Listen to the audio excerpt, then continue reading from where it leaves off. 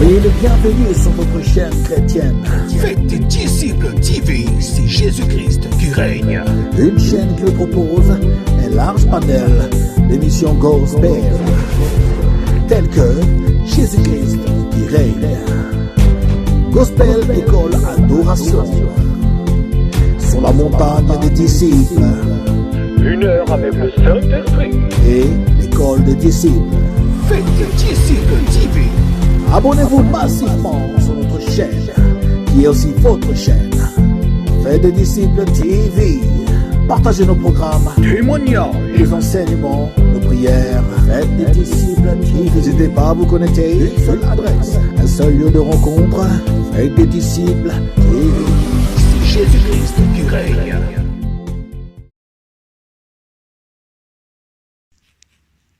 Oui, shalom, shalom, peuple de Dieu. Shalom, nabino nyonso bana nzambe, ba papa, ba mama, ba disciple ya Yesu Masia. Tika nzambe apambola bino. Nzambe asala bino bolamu po ete boza ebele bobongisami ya kosambela na biso na prière na biso ya matinale oyo tolobaka to pe tobengaka telema olonga. Nzambe apambola bino, Nzambe asala bino bolamu. Nayebi ete boza ebele bobongisami na nzela ya radio Faites des disciples, na nzela ya chaîne YouTube oyo eza Faites des disciples TV, na nzela ya page Facebook où ils ont fait des disciples TV bobongi sami déjà pona kolanda biso, pona kosambela na biso, pona koluka nzambe elongo na biso. Tika nzambe apambola bino, nzambe asala bino bolamu, nzambe amona bino na temps oyo, na ngonga oyo nzambe amimonisa. Oui, nazondimisa moto moko bien-aimé bapungi ozokata sektongo ya koluka nzambe ya kobondela na biso eza bapungi oyo ya basacrifice oza kose sacrifier. Tika na ebisa yo eza na basacrifice moko te moto asala mpo na nzambe ekenda neya. Basacrifice nyonso moto asalaka pona nzambe azulaka ngo récompense. Amen, amen. Ba sacrifice nyonso mutu asalaka pona nzambe azulaka ngo récompense.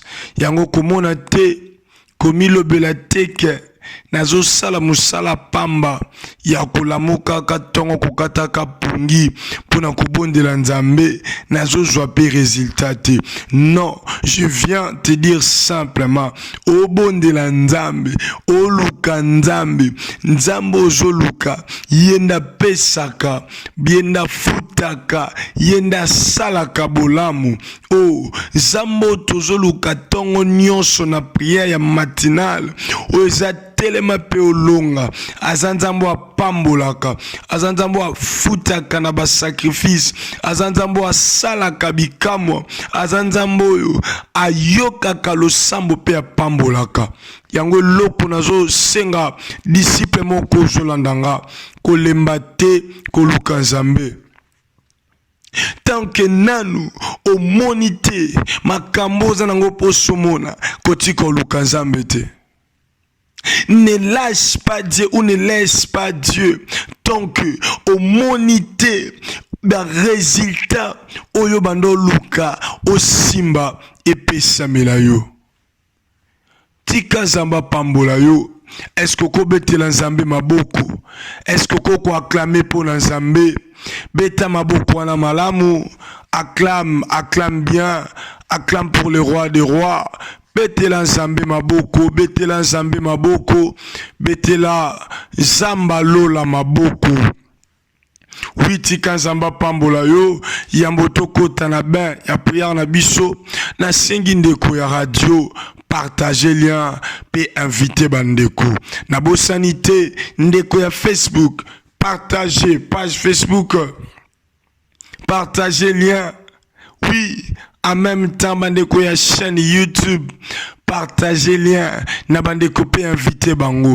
Na lingi biso nyonso to bénéficier na lipamboli oyo nzambe abongiseli biso, oyo nzambe atie na disposition na biso, oyo nzambe arranger les biso to ko bénéficier nango. Ah, partagez. Zamba pambola yo ojo partager. Zamba pambola yo ojo partager. Ah, comment la ko partager? Partager moment oyo. Zamba pambola yo. Zamba salobolam. Ah, partager. Merci na ba ojo partager. Merci na binonde bozo partager ango. Zamba pambola bino pozo salango malamu. Zamba mona bino. Zamba futa bino. Oui, partagez. Comment on peut partager? Invité bandeko. Bango peut pas bénéficier. Na li pamboli oyo. Bango peut pas bénéficier. Na ngolu oyo. Bango peut pas bénéficier. Na bolamu ya nzambe o nzamba bungisi. Ah, partagez ango. Oui. Zamba pambola bino nyonso bo partager moment oyo nzamba sala bino bolamu. Ah, merci na ndenge bo partager sikoyo na lingi toko tangana yo na be ya prière. Nebete boza partout dans les 4 coins du monde entier. Na lingi sikoyo to matana lo sambo. Beleme na lingi o disposer motema na yo. Na debi na ucho yebisa yo tout ça les abas sacrifice yo lukanzambe na tongo. Et puis soko yo ki dénomination ya pierre matinale eza tellement pour olonga. Soko telemité rien ne va changer. Soko vande sika moko makambo simbate. Okangi miso sike joami yo. Seigneur de grâce, merci pour la prière ya matinale oyo ya lelo lisusu. Zambe to pusani kaka pona koluka yo. Papa na sengi ozala nzambo yo okomimonisa. Na sengi ozala nzambo yo okokamba. Ozala nzambo yo oko kitisa nguya okofongola lola na oesika. Ya tika ete to bika bonzambe na yo. To dédier étape ya liboso na maboko na yo. Kamba biso na prière. Au nom de Jésus que j'ai ainsi prié. Oui, bien-aimé, si que Zoamio, bando pesanzambe, merci.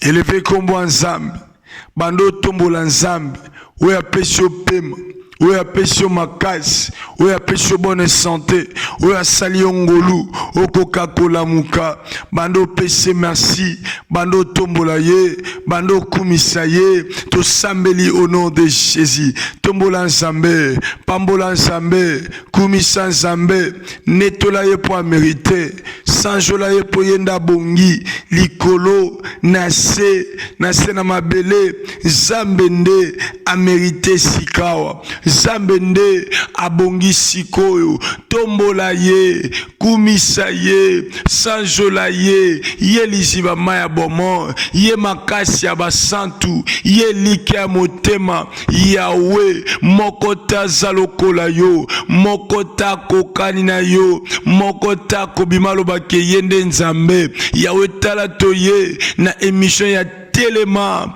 pe olonga kaka pona koluka yo kaka pona kobondela yo na tomboli yo Nzamba bomo na kumisi yo liziba maya bomo na netoli yo makasi ya basantu na tomboli yo esengo na ngai elonga na ngai ya otombwama tombola Nzambe moto apesi yo pema ya kolamuka na émission ya prière ya matinale eza telema pe olonga kosunga moto asali ngolu okoka kobondela moto apesho makasi wana tombola ye kumisa ye sanzola ye yende zambe na nguya yende mobateli lokola ya zalite pesa zambe lokumu pesa zambe masanjoli Yesu yondo merite na kopesa yo nini oye kokokana na monena misala na yo Yesu masia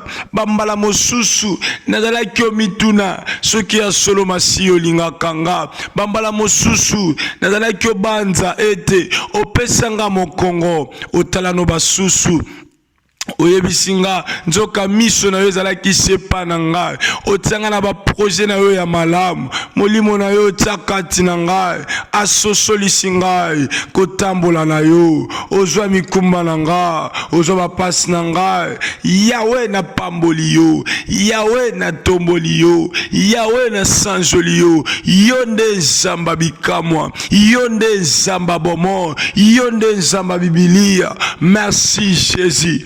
Merci Adonai, merci Sama, merci tendre Père. Et Yahweh, na pesio merci, na tombolio, na kumisio, pambato zanzamba bikamwa, zambe ne longa, zambo ya bongana lokumu masanjo lipelo yembo ya basantu, na kombo na Yesu Masia, au nom de Jésus-Christ, au nom de Jésus-Christ. Oui, bien-aimé, ozo sambele panzambe, sikawa, ozo poussa na lisusu liboso nzambe. La Bible dit, approchez-vous du trône de Dieu vivant et il s'approchera de vous. Ozo ebisa nzambe, comme la Bible l'a dit, oh, oesa nzambe na poussa ni liboso na yo, yo pe poussa na liboso na ngai, na simba yo lelo, na mona yo lelo, na kutana no lelo, batu nyonso baluka yo bamona yo bando yebisa nzambe amimonisa lisusu lelo yambo yoka mate ya nzambe yambo yoka liloba o abongisi po alobela yo bando yebise namona yo lelo élevons nos voix et prions et tendre Père et Yesu Masia nangonga o natan o na ye epa na yo pona koyebisa yo Yesu Masia zamba bikamwa zambe nelonga na pusani kaka pona na posa na yo na ningyo mimonisa lelo Yahweh na bondeli yo o mimonisa na émission de prière ya matinale ya lelo telema pe olonga na yeka ko mimonisa na vina ngai na santé na ngai na libota na ngai na ba projet na ngai na betide na ngai na sengi na yo bondele panzambe yebisa nzamba mimonisa lisusu lelo yebisa nzambe bondela ke lola ya nzambe etikala polele po nzamba mimonisa po nzamba kitana kembo po nzamba sala ya kokamwa bondele pa nzambe bondela yebisa nzambe amimonisa baluka nzambe bamona nzambe komimonisa lelo pesa la tourna yo po expérimenter nzambe na ndenge na yo po bika nzambe na ndenge na yo yango yebisa nzambe wana yebisa papa yebisa ye il est le père des orphelins le mari des veuves ya balekebele papa ya banebele nde Yesu yango na pusane pa na yo Yesu koyebiso ete nana posa lisungi na yo mimonisa aide-moi mimonisa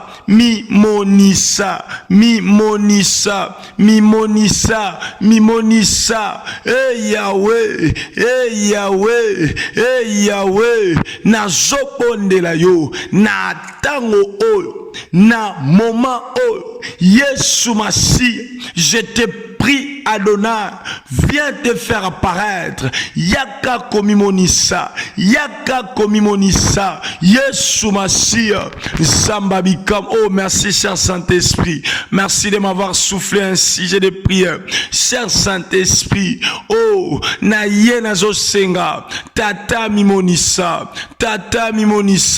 Yesu Masia, Père éternel, mimonisa na tango oyo, awana zolukayo, oh mimonisa, pambato zanzambe, Père éternel, na sengi mimonisa, na sengi, oh mimonisa, oh kitana kembo, oh ya o secours, oh belema na yo Yesu, belema na yo Nzambe, belema na yo, Yesu Masia, na belema na yo, Nzambe nanga, Zamba kembo, Zamba bolingo, papa na bondeli yo, na belema na yo, na belema na yo, na belema na yo, Zambe nanga, na pusani na yo, na pusani na yo, na pusani na yo, Zambe nanga, Yahweh na belema, Yahweh na pusani, Zamba bikamwa, Zambe nelonga, na beleliyo, Zambe na nguya, omi monisa posala kabikamwa, omi monisa pokitaka na kembo, oza Nzambe, oya bongwanite, au nom de Jésus-Christ, au nom de Jésus. Oui, bien aimés, assisés et matinga, yamboto kote na matéa. Oui, après avoir prié, pekoyo kamatea to prier lisi sous sujet o, mais matinga to salango siko. Aujourd'hui, Nzambe a restauré vie de prière na yo personnel. Ozo bonde le pan Nzambe, ozo senga na Nzambe, que Nzambe a restauré sa vie de prière na yo personnel. O tomboli mongongo, o sambeli na kombo na Yesu Masia. Je te prie, Seigneur, nazo bonde la yo Yesu, o restaurer vie de prière nangai, o restaurer la vie de prière, o yebebaki Nzamba bikam, la vie de prière, oyo ekitaki, oyo echanzaki, moto lo sambo ekufaki, lelo na yo ko sambele pana yo papa, restaurer ango, vie de prière nanga, ezala restaurer, je vais être restauré, je veux que ma vie de prière soit restaurée. Tel est le désir de mon cœur, cher Saint-Esprit, yonde lisungi, nazobonde le panayo, restaurer vie de prière nangai, restaurer vie de prière nangai, yangonde posa motema nangai, nabungisa te, nabungisa yote, Yesu, restaurer vie de prière nangai, restaurer vie de prière nangai, Yesu, ma vie de prière personnelle, yakoluka yo na kuku, bondele pa Nzambe, ba vioza la kinango, yakoluka Nzambe yomoko, yakobondela ka Nzambe, yebisango Nzambe, a restaurer, matina la lelo, bondele pa Nzambe, vie de prière na yo, ezala restaurer, Est-ce que tu peux prier avec moi? prie à l'Éternel. O Nzambe salakaka oyo zoloba. Nzambe salakaka oyo zobimisa. Na monoko na yo na prière. Priez, priez, priez. Yebisa Nzambe, yebisa Nzambe, yebisa Nzambe. En bondela epa Nzambe. Yebisa ye Soumassia. Que vie de prière, les à la restaurer. Que vie de prière, les à la restaurer. Que vie de prière, les à la restaurer. Vie de prière. Ah, est-ce qu'on peut prier? Est-ce qu'on peut prier? Est-ce qu'on peut prier? Est-ce qu'on peut prier à l'Éternel? Eh, Sambabikamwa. Eh, Yesu Masia. Père, na bondelio, na bondelio, na bondelio, Yesu Masia, Zambabi kamwa, Zambe nelonga, Zambe, Zambe, Zambe, Zambe, restaure ma vie de prière, restaure ma vie de prière, au nom de Jésus-Christ, au nom de Jésus-Christ. Tika zamba pambola yo, tika zamba salobola, tika zambe amona yo na lo sambo oyo sali na tongo alelo le sambo ya matinal telema pe olonga.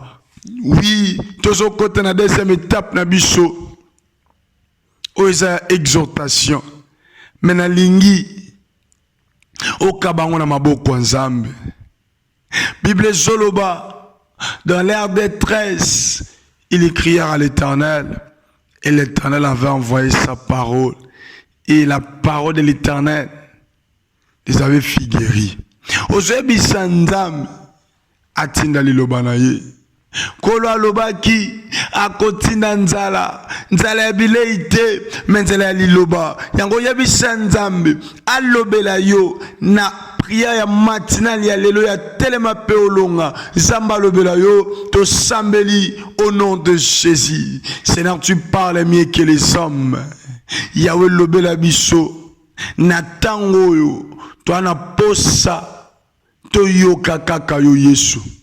Toana posa liloba na yo epesa bomo epesa biso makasi yako se fortifier makasi yako telema na prière makasi yako lukayo yako bondela Père to sambeli epana yo loba poto yoka parce que tu parles mieux que les hommes. Au nom de Jésus-Christ que nous avons ainsi prié, le bananga 3 fois Amen, Amen, Amen, Amen. Est-ce que tu peux acclamer pour le roi de gloire? Beta maboko pona lokumu Nzambe, Nzambe apambola yo, Nzambe asala yo bolamu na tana yo pesa kibiso. Yakobana na biso première étape pe yakosilisa. Merci na disponibilité na yo pe pour la deuxième étape. Merci pour la bande nyonso oyo bomema vision na motema obozo koba ko soutenir yango d'une manière ou d'une autre. Obozo sala surtout évangile et se propager. Nzambe apambola bino. Oui, c'est votre humble serviteur Abgar Mayamba. Yende Aza au programme. Il y a émission de prière, il y a matinale, il y a tellement P. Olonga. Oui, toujours dans le même ordre d'idée, na inspiration au Molimo Santa Pesa Kibiso, de partager na un thème où nous avons un sujet d'encouragement. Ils ont là qui fortifie-toi et prends courage. Ils ont là qui dans le livre à Josué, chapitre 1er, le verset 1er au 9e. Là où Dieu est en train de présenter les encouragements à Josué. Josué, il était très abattu, très fatigué parce que Moïse, son serviteur, était mort. Ce qu'on remarqué dans Mokanda, il y a Deutéronome 33, plutôt 34. Moïse, la mort de Moïse. La Bible dit, les enfants d'Israël ont pris leur temps de pleurer Moïse pendant 30 jours. Baléli Moïse pendant 30 jours. Sur Deutéronome 34, le verset 8, la Bible dit, les enfants d'Israël pleurèrent pendant 30 jours dans la plaine de Moab, et ces jours de pleurs et de deuil sur Moïse arrivèrent à leur terme. Josué, fils de Nun, était rempli de l'esprit de sagesse, car Moïse avait posé ses mains sur lui. Les enfants d'Israël lui obéirent et se conformèrent aux ordres de l'Éternel avait donné à Moïse. Balélié pendant 30 jours. Mais Moïse avait koufa ataka Josué maboko. Oh, pona batu ndenge to landela ki histoire te baki kaka moto ko remplacer Moïse soka koufi. C'était Aaron. Mais Nzambe azakana shwana ye oya salaka. Azakana plana ye oya bongisaka. Amen, amen. Baiki opona Josué na banda otambusa peuple Israël. Mais kokoma na Josué premier, Nzambe siko bani ko présenter ba encouragement. Dieu savait que Josué okutana na adversité, na ba réalité, na makambo ekolemisa ye, mais na pas l'embate pour homme intérieur na ye assez fatigué te, il faut assez fortifier. Ami Kembisa. Le nazo sala rappel pour nazo clôturer semaine o na thème o bongo nzamba sunga biso tolobela thème mosusu. À se fortifier pour résister devant les diables, à se fortifier pour résister devant les mauvais jours, à se fortifier pour surmonter ma difficulté. La chose où c'est qui Josué et puis c'est ma casse, il y a qu'à se fortifier. J'avais dit ça, c'est la parole. Il faut prononcer la parole. Il faut déclarer la parole. Ah, quand tu le prononces, quand tu déclares, ça va se réaliser. C'est pourquoi Dieu avait dit à Josué que ce livre de la loi ne s'éloigne point de ta bouche. Médite-les jour et nuit. Pendant que tu vas commencer à méditer, tu vas faire des déclarations. Pendant que tu vas commencer à méditer, tu vas commencer à prononcer cette parole. Oh, j'avais dit, ton esprit a besoin d'écouter les vérités que ton bouche déclare, que ton bouche parle. Or, ces vérités, c'est la parole de l'Éternel. Pendant que tu vas commencer à déclarer cela, ton homme intérieur va grandir. La deuxième des choses, c'est ce que Ephésiens 5, 18, la Bible nous dit à 19. Ne vous enivrez pas de vin, c'est de la débauche, mais soyez plutôt remplis du Saint-Esprit.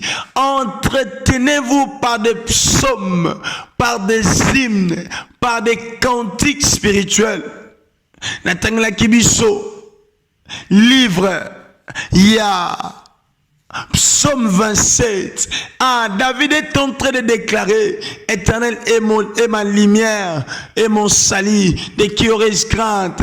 Éternel est mon salut, de qui aurais-je peur? Ah, il est en train de déclarer, de parler à ses ennemis, de parler au diable, de parler aux difficultés, que l'Éternel est ma lumière et mon salut, de qui aurais-je crainte, de qui aurais-je peur? Laisse-moi te dire, pendant que tu vas commencer à chanter des cantiques spirituels, à chanter des hymnes, des psaumes, et ça m'occupe, en dehors ya liloba ya Nzambe, oyope, et banomatisa, ma kasikati na yo, et qu'on permettre de se fortifier. Est-ce que tu me comprends? Ah, Et va nous permettre de se fortifier. On zamba lobi te to senge makasi a fortifier biso. Mais lobi biso moko to se fortifier peut te prendre courage. Car devant nous, il nous a promis des choses. Il a dit à Josué, c'est toi qui mettras ce peuple à la possession du pays que j'ai juré de leur donner à leur père, Abraham, Isaac et Jacob. Maintenant pour arriver là, pour entrer dans ce pays qui est déjà équipé par les fils d'Anak, par des Palestiniens, tendre Père nous dit la chose à faire. Fortifiez-vous. Mais la terre promise, et cause à terre, et cause à l'ipamboli na yo, et cause à l'ibala na yo, et cause à mabote na yo, mbongo na yo, kimia na yo, bonne santé, et longa na yo na bitumba. Mais la chose que Dieu te dit, pour accéder, fortifie-toi par la parole de Jéma. Viens entretenir yo moko naba psaume, naba hymne, pe naba cantique spirituel. Entretenir kati na biloko wana okomona homme intérieur akozwa makashi. Amen, amen. Ah, si tu me saisis bien, tu peux acclamer pour le roi de gloire. Bete la nzambe maboko, bete maboko pour la nzambe, antika nzamba pambola yo. Une des choses encore qu'on permettre de se fortifier. Je vois 1 Corinthiens 14. Écoutez ce que la Bible dit. 1 Corinthiens 14, les versets 2 à 3. En effet, celui qui parle en langue ne parle pas aux hommes, mais à Dieu, car personne ne comprend, c'est ton esprit qu'il dit des mystères. Le verset 3. Celui qui prophétise, au contraire, parle aux hommes, s'édifie, les exhorte, les console. Celui qui parle en langue s'édifie lui-même. Celui qui prophétise édifie l'église. J'aime le verset 2. En effet, celui qui parle en langue ne parle pas aux hommes. Apôtre Paul, celui qui parle en langue ne parle pas aux hommes. La troisième des choses qui te donnera la force de te fortifier et de prendre courage, c'est de parler en langue. Parler en langue veut simplement dire parler sans arrêter. Oh, quand tu parles en langue, la Bible a clairement dit, tu parles des choses que toi-même tu n'arrives pas à comprendre, des choses folles, mais la personne qui te comprend c'est Dieu. Or langue, ça te donne la capacité de te fortifier. Bien aimé, à des fois il est très important quand tu entres pour prier, au banika qu'on prie en langue. Pendant que tu pries en langue, aujourd'hui misaba mystère, babiloko e bon mama, oh ata diable yo kakate, amona kate, a comprendre tes sokolo banine, mais ensemble à comprendre. Parler à langue. Écoutez le verset 18. Je rends grâce à Dieu de ce que je parle en langue plus que tous. Après ça m'a tourné pas nzambe apôtre Paul bakalang koleka batu nyonso. À langue, et ben nous permettre aux hommes et puis fais cet exercice. Si tu pries en langue, tu ne seras pas fatigué avant.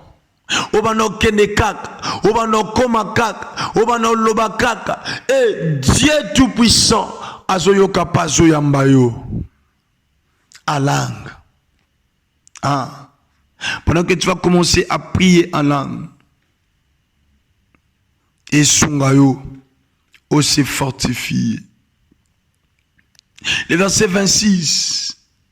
Que faire donc, frères, lorsque vous vous rassemblez les uns les autres parmi vous, t-il un cantique, une instruction, une révélation, une langue, une interprétation, que tout se fasse pour l'édification. En effet, et en est-il qui parle en langue, que 2 ou 3 ou plus parlent, chacun à son tour, et quelqu'un interprète. S'il n'y a pas d'interprète, qu'on se taise dans l'église et qu'on parle soi-même à Dieu. À des fois, quand tu parles la langue, tu parles toi-même à Dieu. Tu ne parles pas à personne, mais tu parles à Dieu lui-même. C'est très important de prier en langue. Il y a la parole de Dieu qui va te donner la force de se fortifier. Il y a l'entretien des hymnes, des cantiques spirituels et des psaumes. Il y a aussi la langue. Oh, la quatrième des choses, c'est aussi l'obéissance de la parole de Dieu. Pendant que tu obéis, pendant que ça te permettra d'avoir cette force et de surmonter toutes les choses. Je suis à la fin. Je vais terminer. Parlez en langue. Entretenez-vous des psaumes, des cantiques spirituels. Après avoir fait ces choses, pratiquez cela, obéissez à la voix de l'Éternel. Ah, makase koya, okomi kembisa. Après avoir commis kembisa, les résultats s'approchent.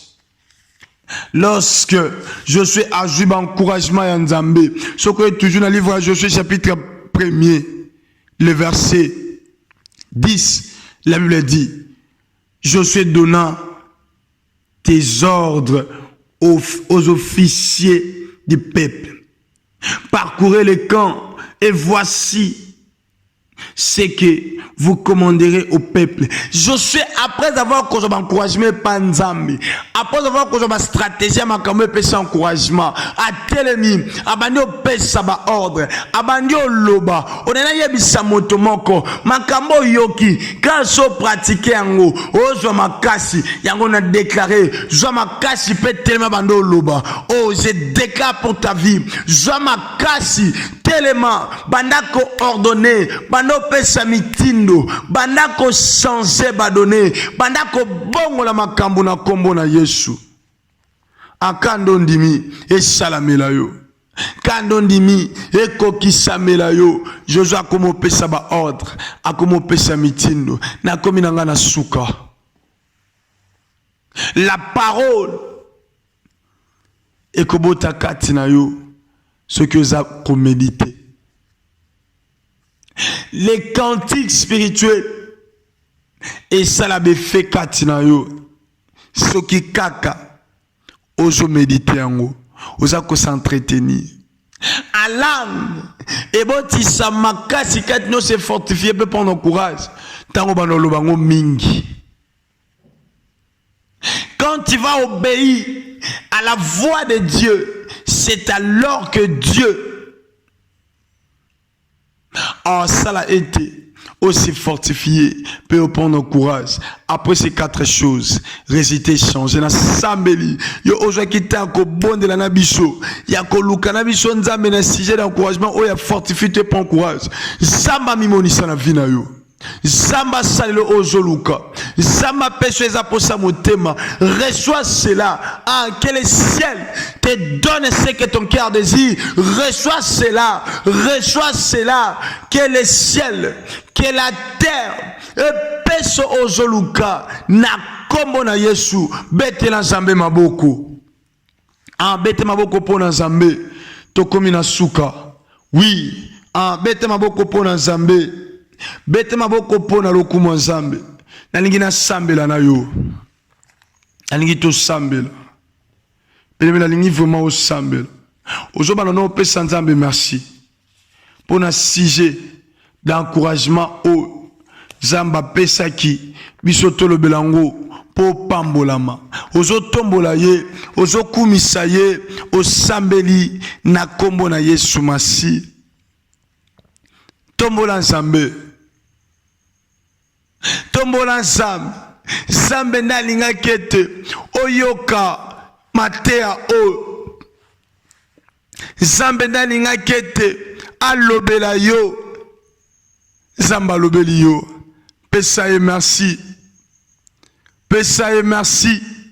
Tombola ye. Kumisa ye. Sanjola ye. Yahweh merci. Yesu Masia. Merci pour le beli biso. Merci pour sali biso ngolu. Au présenter biso. Ba stratégie. Oyo kopesa biso so ki to saleli yango. Pour se fortifier, peut te prendre courage.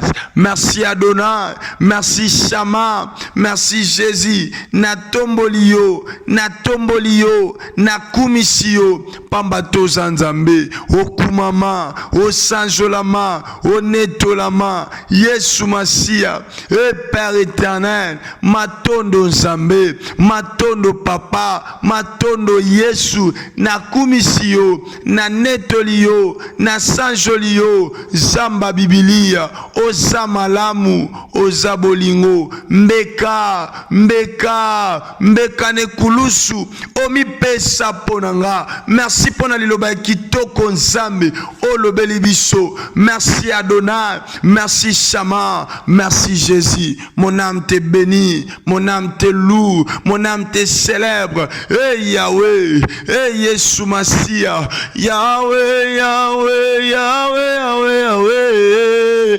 Kolo, Yahweh, Yahweh, Yahweh, Yahweh, Yahweh, Yahweh, oh, Kolo, Yahweh, Atanzala takozanga, Kolo, Yahweh, Atapasi ataminyoko, Kolo, Yahweh, na beleli yo, Yahweh, sembola loboko, Yahweh, kitana kembo, Yahweh, kitana kembo, Yahweh, obatami wapi, Yahweh, obombami wapi, Yahweh, esengonanga yo, Yahweh, makasi ya suka, Yahweh, na beleli yo, Yahweh, kumama, Yesu nanga,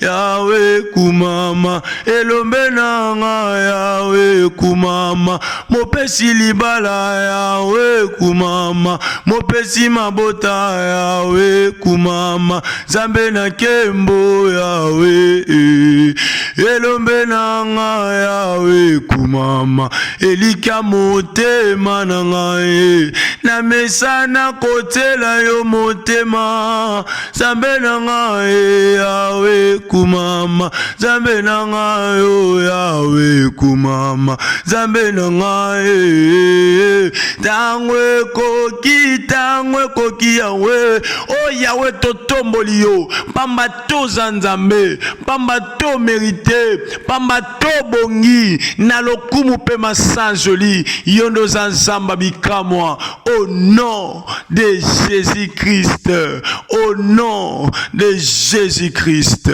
Oui, bien-aimé, naningo yemba nangalo yembo yo, naningo salango lokola prière na yo, après le yembo oyo, tozo mata na prière. Après ko yemba nzembo yo, tozo matangano na prière. Nzembo eza facile. Yemba nanga yemba ngona titidi ya losambo. Yemba ngolo kola moto za na ngomba ozo luka nzambe.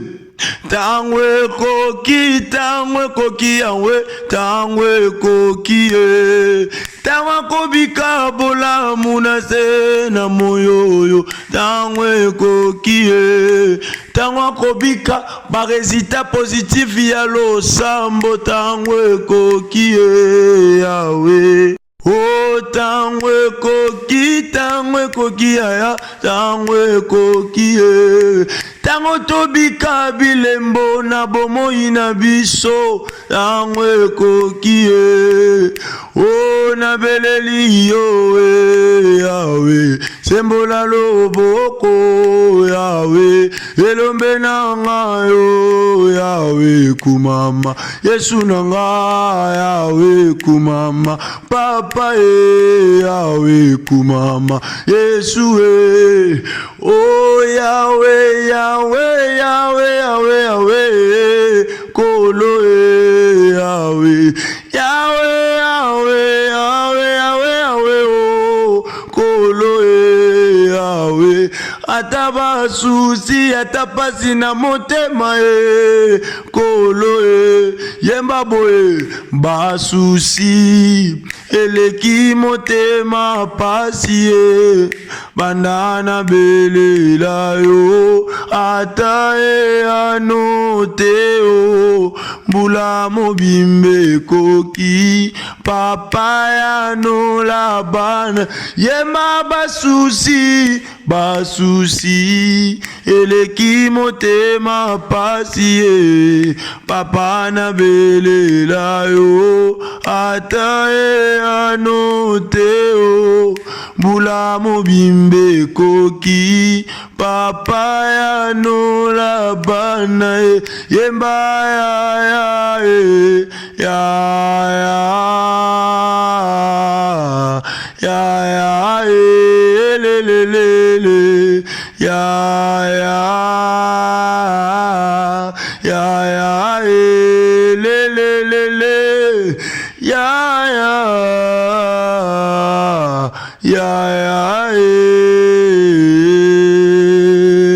Bien-aimé, ozo prier, ozo bisanzambe, tango koki na bika bilembo na yo.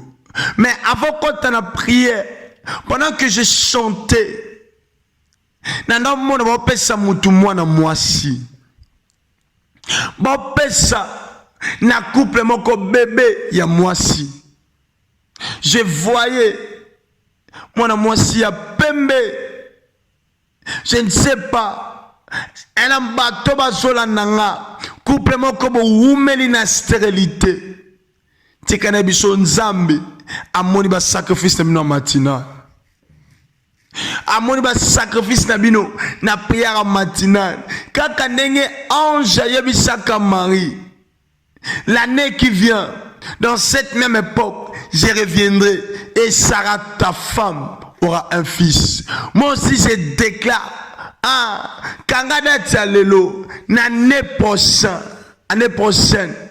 kaka na même époque, Okobota, je vois une très jolie fillette et un très joli bébé. Joango Posayo. J'ai dit, reçois-les, c'est à toi. Reçois-les, c'est à toi. Prends-les au nom de Jésus. Pendant sikoko sambela, ozobi sanzambi, ozobonde la panzambi, oyebi sanzambi, tango koki, nabika bikamo, tango koki, na tatola, tango koki, na longa, tango koki, na simba bikamo, bando beta maboko na tongwa lelo, pe bando sambela, beta maboko pe sambela, beta maboko pe sambela, beta maboko, pe savina lo sambo na yo. Pesavina lo sambo na yo. Yahweh, tango kokina bika bikamwa, tango kokina bika elonga. Alléluia Jésus, alléluia tendre Père. Oui, le temps est arrivé. Et Sengeli nabika bikamwa na yo, na lo sambo, na ba sacrifice, ya okata ba pongi na tongo, na ba sacrifice, ya kopesa na mosala na yo, na ba sacrifice ya lo sambo nanga. Yesu Masia, Père éternel, nazobondela yo, Yahweh ta ekoki, nabika bikamwa, nabika elonga, nabika résultat, weza positif, yango nazobondela, yango nazosambela, yango nazobondele pana yo, au nom de Jésus. Salangangolu, et Père éternel, et Sambabikamwa, nazobondele pana yo, Yahweh, Sama je te prie, Sama nazobondela, Yesu Masia, Zambabikamwa, me voici, devant toi Sama, devant toi Jésus, Nabikabikamwa, bondela, kaka nengo zo bondela, Zamba bana coopérer ba miracle, abando opérer ba miracle, il y aura des miracles, ouais, cause opérationnel, bondele panzambe, soko zobela, Oh, nazomona image ya makila ya Yesu Masia. Oye sopana kinangomba Golgota. Lelo, ozo expérimenter le boko nzambe. Ah, soko zanga kakaka, soko za kakaka mandia. Lelo, mandisite zo tika yo. Bondele panzambe. Ah. Ce qui polia, faut senga. Lelo nzambo salongolu. Po bima, faut senga transport. Lelo nzambo salongolu. Bonde la lisusu. Matana lo sambo. Matana lo sambo. Tant y a miracle koki. Tant ko témoigner nzambe koki. Tant ko bika bola mo nzambe yango. Yango to swingi yo Yesu. Salabikamo. Salabikamwa, salabikamwa, salabikamwa, salabikamwa lelo. Toye po salabikamwa. Toye po pese longa. Toye po kitana kembo. Au nom de Jésus-Christ. Au nom de Jésus-Christ. Oui, beneme yoka. Nango sambele panzambe. Elle a makamala mozali boso na biso. Elle a bilaka o tata laka. La chose que j'aime panzambe, Hébreux 10, 23, je le baboué. Que c'est lui qui a fait la promesse est fidèle. Cela veut dire quoi? Que c'est lui qui a fait la promesse à Kosakate. Que celui qui a fait la promesse à Koufakate, que celui qui a fait la promesse à Nunakate, Kakandenga laka, Kakandenga sa, Kakandenga loba, Kakandenge kokisama, Kakandenga loba, Kakande makambe ko se réaliser. Yango nalingo sambela. Écoutez cette parole qui m'est venue en tête. Et sa parole à l'oyembo moko. Même moko lobi. Kaka ndengo lobi. Ndenge ko salema. Ta parole c'est le oui et la man. Kaka ndengo lobi. Ndenge ko kokisama. Moto moko tazana gom. Yako effacer malobano nzambe. Yango zwebi sanzambe. Kaka ndengo loba. E kokisama. Nana poso saka ba déclaration o ezaba si je molimo azo matsanga na motema o déclarer o loba kaka ndengo lobi na vinanga ndenge salema kaka ndengo loba na libota nanga ndenge ko salema kaka ndengo loba na betide nanga na mwasi nanga na bana nanga na nyonso nanga na ba projet nanga na santé nanga kaka ndengo lobi yango ko salema minganga bazali loba suka te moto mokilité bando déclaré bando lobango bando tatolango ainsi s'agit à côté mana prière ya matina na lelo tellement banda ko tambola banda ko loba banda ko bouger banda ko déclarer pesa mitindo Yahweh kaka ndengo loba na vinanga yango ekokisama kaka o loba et puis na ndengo loba yango nde salema na mosala nanga makambo loba yango nde na kobika yango nde na kosalema yango nde kosalema na kombo na Yesu nga na kobika volonté parfaite ya Nzambe na vie na ngai na libota na ngai na santé na ngai na betide na ngai na ba projet na ngai na déclarer kaka ndengo lobi ndenge ko salema. Je sais que ta parole c'est le oui et amen, c'est le oui et amen, c'est le oui et amen.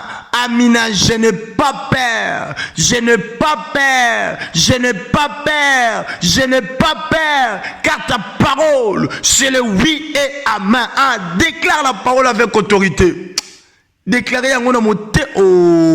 Est-ce qu'on peut prier? Déclaration est différent. Nakobondela. Déclaration est ça. O pesa mitina. On peut déclarer pour la vie na yo. Pesa vie no forme na ba déclaration na yo. Malobana nzamba lobe kokisama.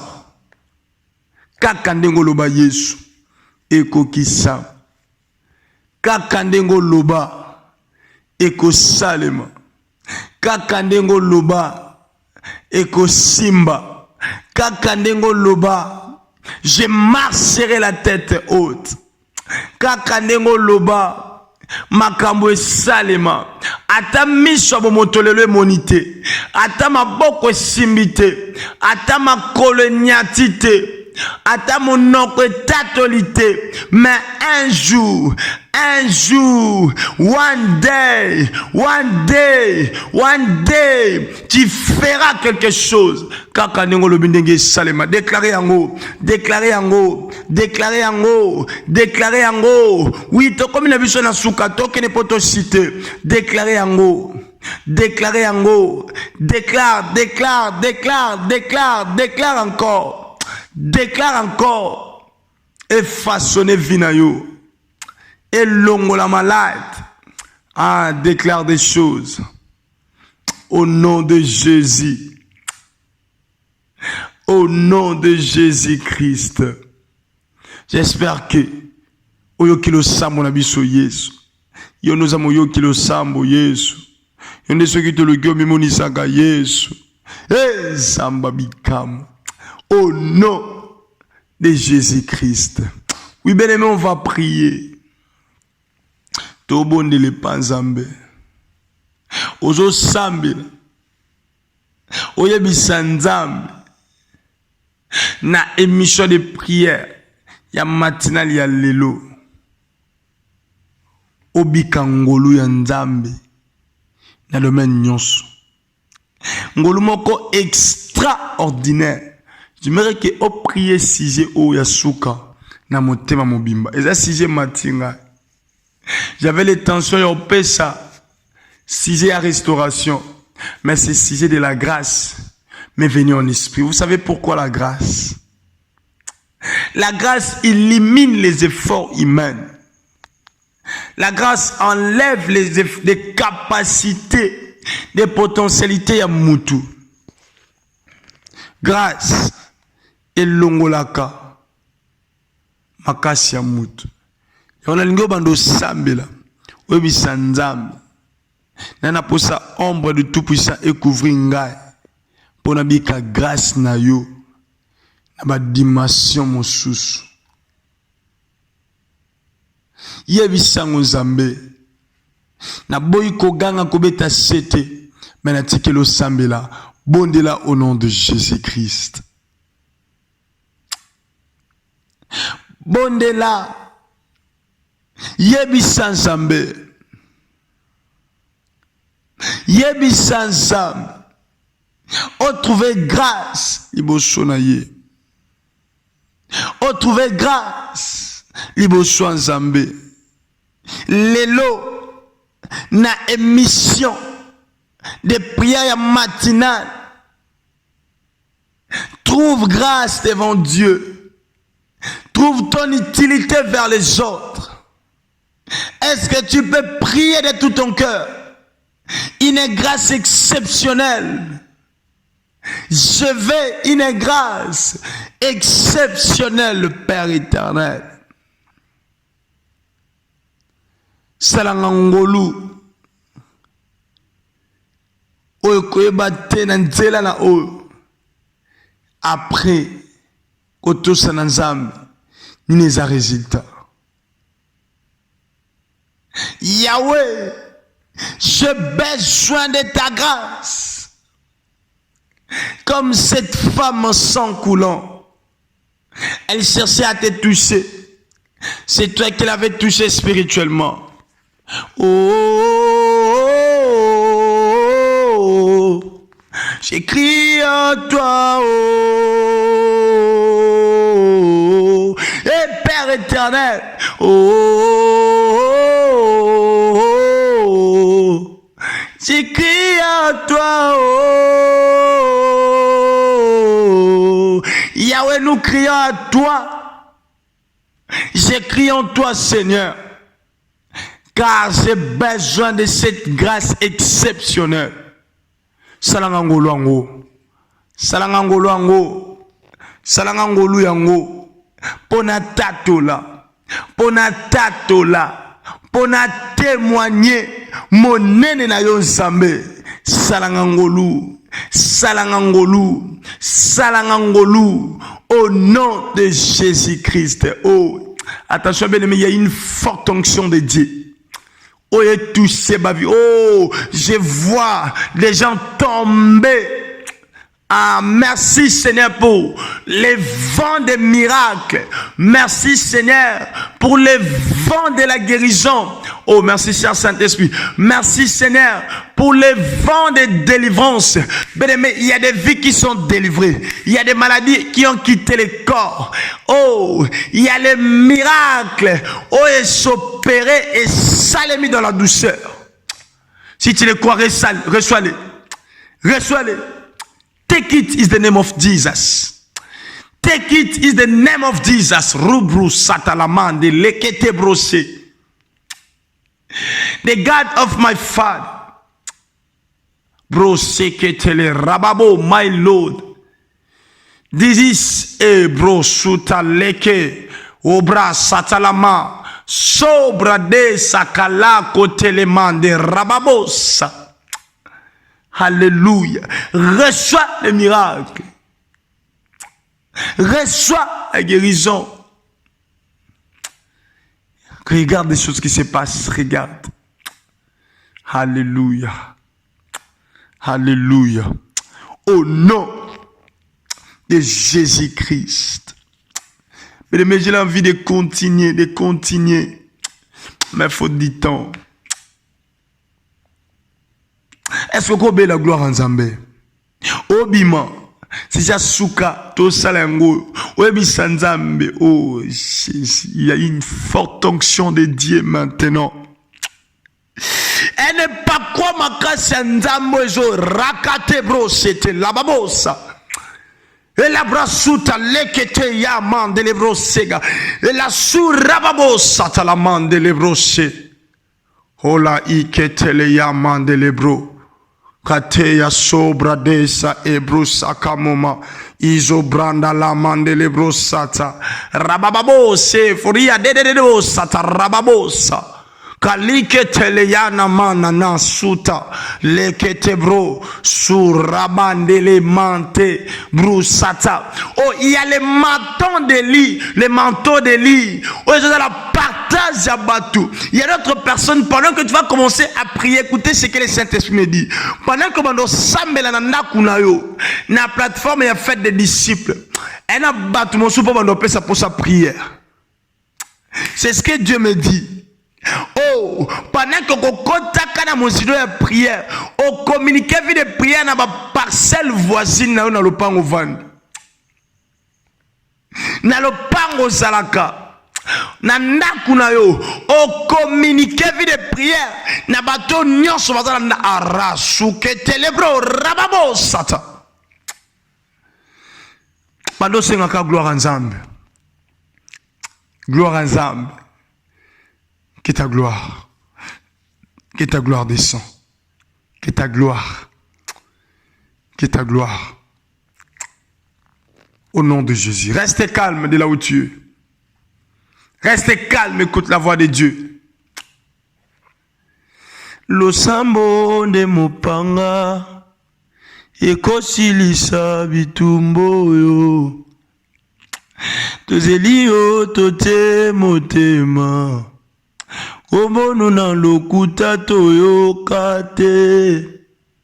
Seigneur, merci pour le résultat que tu nous as donné. Merci pour ta gloire. Merci pour le message. Merci Seigneur pour tout. Natondio, nakumisio. Seigneur n'a déclaré. Basize nyonso to sali. Pesa me la biso. Moto banda ko luka mwana. Pese mwana kaka ndingo la kisenga. Moto azaki na domaine nyonso na vie na ye. Répondre Père éternel. Bikisa babeli. Pesa ba chemin misala. Pesa elonga. Na kombo na Yesu. De to sambeli pe to déclarer to lobi. Merci Seigneur Jésus-Christ. Gloire et louange à toi Seigneur Jésus.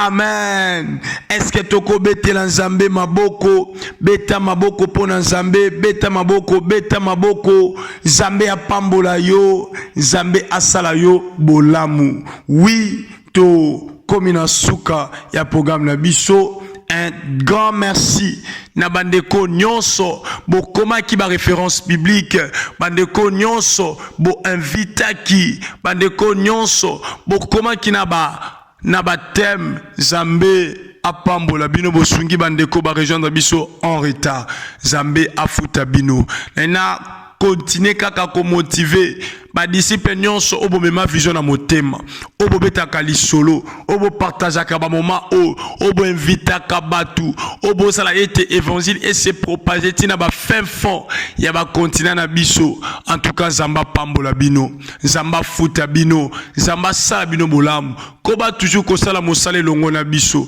Et sa mission Christ a dit que la biso lobi aller partout dans le monde, fait toutes les nations mes disciples. Ndenge ka ko sala biso to teyo partager Zamba salete batuba yeba yetika obika récompense ya bolamu nzambe. En dehors de ça, osana témoignage benga biso témoigner pe komela biso. Osana besoin d'assistance des hommes de Dieu pour la directive, pour l'orientation moko. Benga biso toujours komela biso même le numéro na biso WhatsApp, ça la biso à ta voice tokoyoka et puis il y a des hommes de Dieu au bako orienté yo. Oui, Zamba pambola yo à part wana notre site, il y a plateforme, il y a fête des disciples et ça en ligne. Pour nous visiter site na barre de titres, il y a téléphone to ordinateur au kobeta www.fêtedesdisciplesinfo.com. À part wana okokipe kokota tope kobetango na Google okobeta kaka fêtedesdisciplesinfo.com. À part wana oyambi biso kaka lelo osambe na biso kaka lelo osabona na nte na chaîne YouTube, s'abonner chaîne YouTube ezali Fête des Disciples TV, s'abonner et puis fongola cloche ya notification yango nde bando permettre ceux qui tous en prière et signaler yo pour que ta au bénéficier li pamboli onzama kobongisa na plateforme ya Fête des Disciples. Na katia site il y a toutes les informations, il y a plateforme et puis na katia site et comme mayo même na place ya ko partager lien ya chaîne YouTube, lien ya radio et puis lien ya page Facebook.